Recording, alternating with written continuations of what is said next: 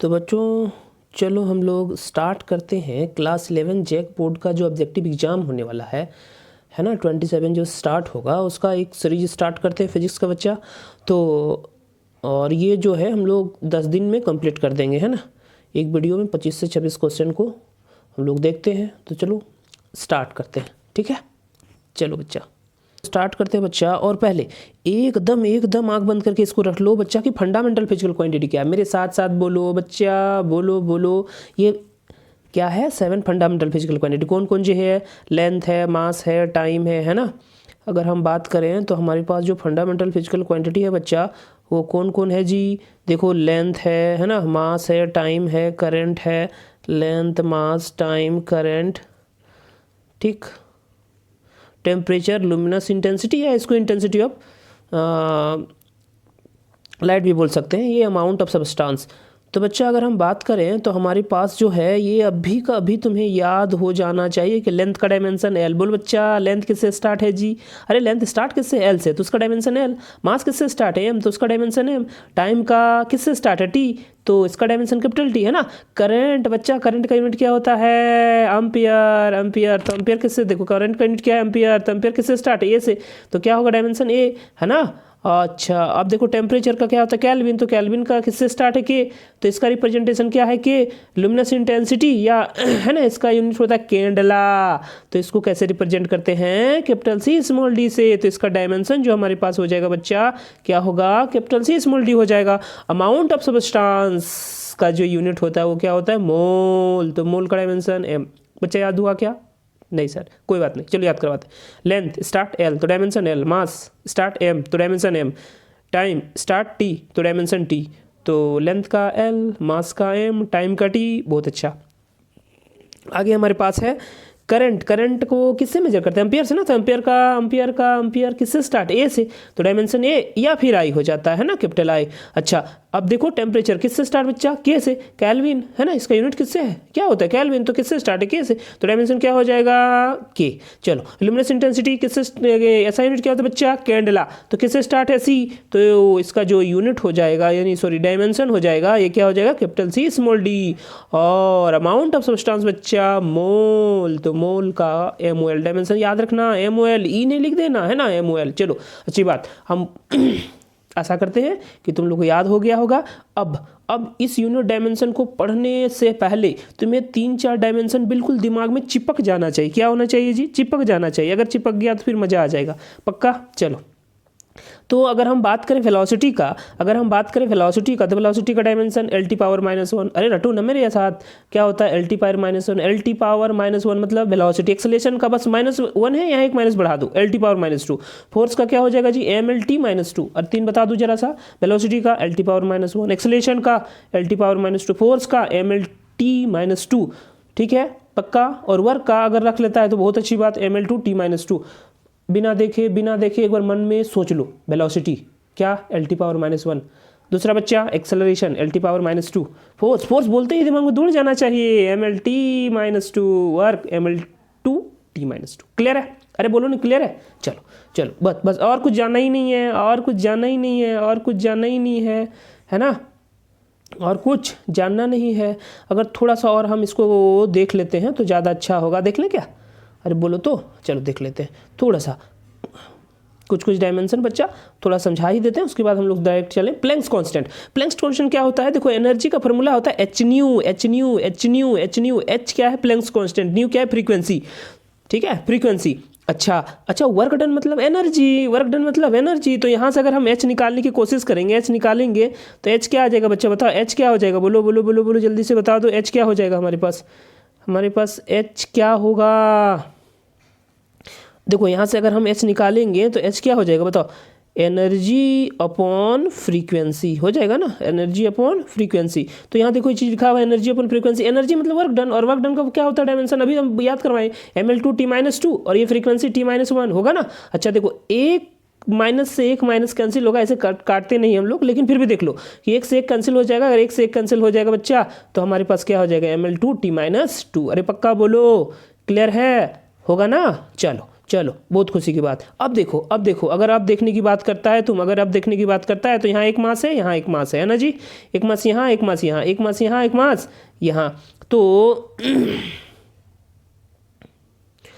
एक मास यहाँ है बच्चा, एक मास यहाँ है। तो हम लोग जानते हैं न्यूटन्स लॉ ऑफ ग्रेविटेशन से लगने वाला फोर्स, अरे बोलो ना क्या होता है, Gm1m2 upon R square, Gm1m2 upon R square. यहाँ से अगर हम जी निकालने की कोशिश करें, यहाँ से अगर हम जी निकालने की कोशिश करेंगे तो बच्चा जी अगर निकालने की कोशिश करेंगे तो हमारे पास क्या हो जाएगा, बोलो जी अगर निकालने की कोशिश करेंगे तो हमारे पास क्या हो जाएगा, बताओ तुम ही लोग बताओ कि अगर हम जी निकालेंगे बच्चा, अगर यहाँ से जी निकालेंगे तो ये क्रॉस मल्टीप्लिकेशन हो जाएगा, अरे क्रॉस मल्टीप्लिकेशन होगा ना।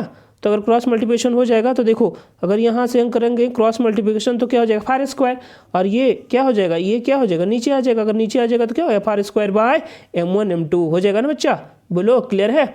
तो अब देखो अगर हम जानते हैं, क्या जानते हैं, बताओ बताओ बताओ, फोर्स का क्या होता है, ml2t-2। अच्छा डिस्टेंस, ये रेडियस है ना डिस्टेंस है ना दो मास के बीच का, तो डिस्टेंस क्या होता है, डिस्टेंस मतलब लेंथ, तो क्या हो जाएगा, यहाँ स्क्वायर है तो यहाँ भी स्क्वायर हो जाएगा, है ना, पावर 2 हो जाएगा। और ये मास, एक मास का m, दूसरा मास का एक और m आ जाएगा। चलो है ना बच्चा, क्लियर है जी, क्लियर है, बोलो बोलो हाँ। तो देखो अभी हमने बताया कि फोर्स का क्या होता है ml2t-2, डिस्टेंस क्या क्या होता है, ये तो डिस्टेंस है, डिस्टेंस बच्चा l, यहाँ है स्क्वायर तो यहाँ होगा पावर 2। ये इस मास का एक मास का डायमेंशन m हो जाएगा, एक मास का डायमेंशन m हो जाएगा। तो बताओ बताओ बताओ अगर m हो जाएगा तो m, एक और मास है दूसरा m हो जाएगा, हो जाएगा। चलो तो अगर हम यहाँ से थोड़ा सा मिटा दें, इसको कंफ्यूज नहीं करना है ना। तो अब देखो तो हमारे पास जो निकल के आया, क्या आया जी, क्या आया जी, इसको इधर कर देते हैं, है ना, क्या आया जी, देखो तो डायमेंशन हमारे पास इसका क्या निकल के आ जाएगा, यहाँ देखो एक से एक कट जाएगा, यहाँ से एक दो है ना नीचे, तो एक कैंसिल, सोच लो ऐसे काटते नहीं है। तो अगर एक ऊपर जाएगा तो m पावर -1 बच्चा, यहाँ l का पावर n है, यहाँ 2 है, तो अगर 1 और 2 ये कितना हो जाएगा, 3 हो जाएगा, और यहाँ t का पावर -2 हो जाएगा। तो ग्रेविटेशनल कॉन्स्टेंट क्या आ गया, m1 का पावर 3 और t का पावर -1 होगा या नहीं होगा, होगा या नहीं होगा, होगा ना बच्चा। चलो ठीक, अब देखो एक और आता है बोल्ट्जमैन कांस्टेंट, एक और आता क्या है, बोल्ट्जमैन कांस्टेंट, क्या आता है बच्चा, बोल्ट्जमैन कांस्टेंट।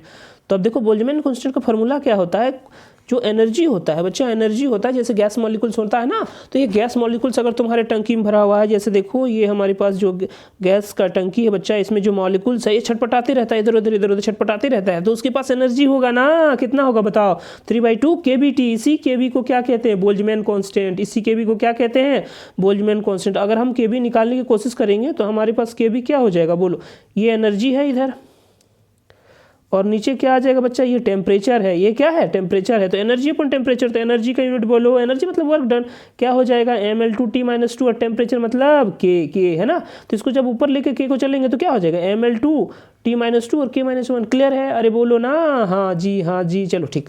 तो अब आ जाते हैं अपने काम पर। अब देखो मजे की बात, पहला हमारे पास क्वेश्चन आ गया है, क्या आया है बोलो जी, इसको इधर करते हैं जी, हाँ, which of the following is dimensionless मतलब डायमेंशनलेस क्वांटिटी मतलब जिसका कोई डायमेंशन नहीं हो। और डायमेंशनलेस क्वांटिटी कब होता है बच्चा, जब ऊपर भी सेम है ना, यहाँ भी सेम आ जाए, यहाँ भी सेम आ जाए और नीचे भी सेम आ जाए, तो जो भी डायमेंशन होगा वो क्या हो जाएगा, मान लो लेंथ आया तो डायमेंशन l और l, और ये क्या हो जाएगा, कट जाएगा मतलब ऐसे सोच लेते हैं, कट जाएगा तो हमारे पास जो आएगा वो क्या हो जाएगा, 1 हो जाएगा, है ना। 1 मतलब नो डायमेंशन। तो बच्चा अगर हम बात करें कि which of the following is dimensionless quantity, time का t, अभी मास का m, density mass by volume, dimension होगा ना, मास का m होता है, वॉल्यूम का l3 है ना, तो डायमेंशन होगा। एंगल क्या होता है बच्चा, एंगल क्या होता है, एंगल होता है हमारे पास आर्क अपॉन रेडियस, आर्क मतलब लेंथ, अरे आर्क मतलब लेंथ, तो इसका l हो जाएगा, और रेडियस मतलब लेंथ, कट जाएगा तो 1 मतलब नो डायमेंशन, इसका मतलब कौन सा हो जाएगा, एंगल हो जाएगा, डी वाला। अरे पक्का बोलो, क्लियर है ना, हो जाएगा ना। चलो अच्छी बात, तो पहला का हमारे पास क्या हो गया, डी हो गया। ठीक है, इस पर हम लोग टिक लगा, अगर साइन तुम रखना चाहता है तो कर सकता है, इससे कोई दिक्कत नहीं है हमें।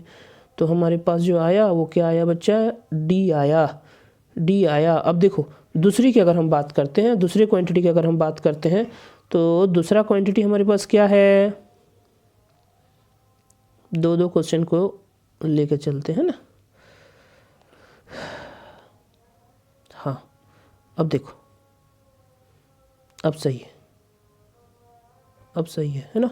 चलो इसको उठा के इधर कर दो, ठीक है। चलो बच्चा देखो, दूसरा है which of the dimension, what is the dimension of velocity. Velocity का डायमेंशन बच्चा अभी बताइए ना, वेलोसिटी का क्या होता है, L T power -2, L T power -2, क्योंकि वेलोसिटी होता क्या है, डिस्टेंस या डिस्प्लेसमेंट अपॉन टाइम, है ना। अगर डिस्टेंस या डिस्प्लेसमेंट अपॉन टाइम है तो डिस्टेंस मतलब लेंथ और टाइम मतलब टी। अगर ये ऊपर अरेंज कर देंगे तो क्या हो जाएगा हमारे पास, बताओ बताओ क्या हो जाएगा, एल टी पावर -1 होगा या नहीं होगा, हो जाएगा ना। चलो तो ये क्या आ जाएगा हमारे पास, एल टी पावर, देखो कहाँ दिया, बी, क्लियर है।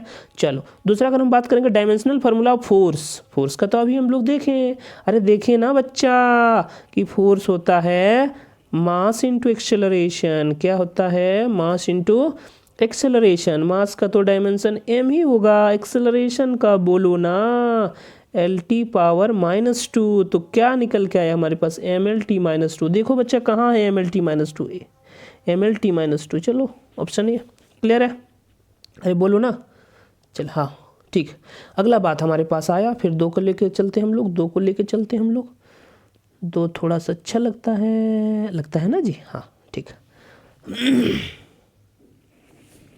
तो बच्चा देख, हाँ अब हमारे पास नेक्स्ट क्या आया, the dimensional formula of work done. अरे work done, work done, work done तो अभी बताएं, अगर याद नहीं है तो कोई बात नहीं। तो वर्क डन की अगर हम बात करें तो वर्क डन होता है एफ डॉट एस, है ना, या फोर्स इंटू डिस्प्लेसमेंट। तो फोर्स का जल्दी बोलो बच्चा, अभी हम लोग देखें ना, M L T -2, M L T -2, ठीक है। और दूसरा हमारे पास जो आ जाएगा वो क्या आ जाएगा, डिस्प्लेसमेंट का एल हो जाएगा। तो यहाँ एल का पावर 1 है, अरे रे रे रे रे रे,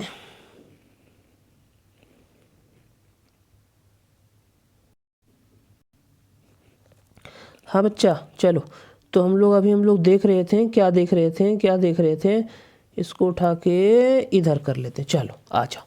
तो अभी हम लोग देख रहे थे क्या, अब देखो 4th नंबर में अगर हम बात करें तो dimensional formula of work done. बच्चा वर्क डन, अरे बोलो ना सही बात, तो वर्क डन क्या आया, वर्क डन। क्या होता है वर्क डन, तो वर्क डन की अगर हम बात करें तो फोर्स इंटू डिस्प्लेसमेंट बच्चा, फोर्स इंटू डिस्प्लेसमेंट। अच्छा फोर्स का बोल दो, अरे बोल दो, फोर्स का बोल दो। तो एम एल टी -2, मन में सोचो, और डिस्प्लेसमेंट का एल, तो देखो यहाँ 1 यहाँ 1, क्या होगा 1 1 2, M L T -2, work done आया ना बच्चा। तो हमारे पास एम एल टी -2, क्लियर, वाह। तो हमसे क्या बोला था कि the dimensional formula of work done is same as, ओहो सेम एज। तो वर्क डन मतलब एनर्जी, तो सोचना ही नहीं था, वर्क डन का जो भी आया इसी वर्क डन को क्या कहते हैं जी, एनर्जी। वर्क डन मतलब एनर्जी, तो ये वाली बात आ जाएगा हमारे पास, आएगा बच्चा, अरे आएगा आएगा आएगा आएगा आएगा आएगा। चलो नेक्स्ट की अगर हम बात करें, तो नेक्स्ट हमारे पास आएगा, क्या आएगा बच्चा, देखो क्या आएगा, फिफ्थ की बात करें तो बढ़िया फिर नहीं दिख रहा है जी, हाँ चलो अब दिख जाएगा थोड़ा सा, एक दिन, हाँ देखो अगला है dimensional formula of Planck's constant. Dimensional formula of Planck's constant की डायमेंशन फार्मूला क्या होगा। अगर प्लैंक्स कांस्टेंट की डायमेंशनल फार्मूला देखने की कोशिश करेंगे तो आज हम देखो, हम लोग यहाँ कांस्टेंट वाली बात हम कर रखे हैं, और जो आएगा हमारे पास क्या होगा, देखो बताइए थे प्लैंक्स कांस्टेंट क्या होता है। प्लैंक्स कांस्टेंट क्या होता है बच्चा, बोलो जल्दी से, प्लैंक्स कांस्टेंट क्या होता है। तो ये होता है E = h फार्मूला होता है। तो यहाँ से हम h निकालेंगे, तो अगर h निकालेंगे तो क्या हो जाएगा, बोलो energy upon frequency, energy upon frequency, new से f से जिससे करना है कर सकता है। तो एनर्जी मतलब वर्क डन, एनर्जी मतलब क्या हो जाएगा बच्चा, वर्क डन। और वर्क डन का हमारे पास क्या हो जाएगा, बोलो वर्क डन, एनर्जी मतलब वर्क डन। अभी वर्क डन का हम लोग देखें तो वर्क डन की अगर हम निकालेंगे तो एम एल 2t-2 ये वर्क डन का आ गया। और यहाँ क्या फ्रीक्वेंसी, फ्रीक्वेंसी क्या हो जाएगा बच्चा, t-1, t-1। तो देखो एक से एक तो कैंसिल हो जाएगा, एक इससे एक, यहाँ से एक तो कैंसिल हो जाएगा। अगर कैंसिल हो जाएगा तो हमारे पास बचा, तो बचा क्या देखो, ml2t-1 बच्चा। देखो ऐसे काटते नहीं है, लेकिन हम लोग समझने के लिए अपना काम कर सकते हैं। तो ये हमारे पास क्या आ गया, ml2t-1 किसका, प्लैंक्स कांस्टेंट का। अरे क्लियर है ना, बोलो बच्चा क्लियर है ना। तो ये प्लैंक्स कांस्टेंट का आ गया, ठीक है। तो अगर प्लैंक्स कांस्टेंट का आ गया तो हमारे पास जो फार्मूला था कि प्लैंक्स कांस्टेंट का, तो क्या हो जाएगा बताओ, जो अभी हम लोग निकाले प्लैंक्स कांस्टेंट का, वो क्या निकाले बच्चा, क्या निकाले बच्चा, देखो ml2t-1। तो ml2t-1 जो इस ऑप्शन में दे रखा है वो ऑप्शन हमारा सही हो जाएगा। अरे होगा ना, होगा ना, होगा ना, हाँ हो जाएगा, हो जाएगा। तो किसमें, ml2t-1।